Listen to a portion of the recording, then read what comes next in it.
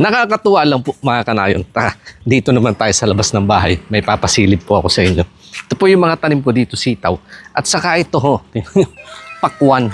Diyan ho ako na-amaze kasi hindi po namin tinanim yan. Kusang tumubo dito po. Yan, dami niya sa ilalim. Yan, bilangin ho natin. Nagkumpulan ho sila dyan. Nagtatago, natatabunan ng mga dahon.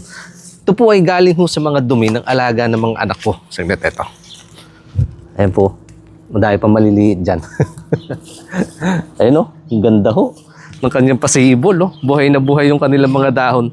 Dahil hindi ko nga po tanim yan. Kusang tumubo. Galing po dito sa mga alaga ng mga anak ko.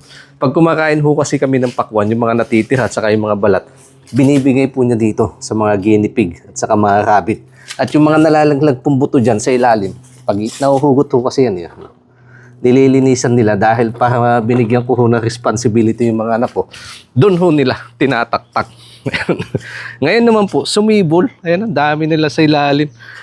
Nakakatuwa lang po mga kanayon. So meron na tayong mga panlibreng, pang merienda, eto mga darating na araw.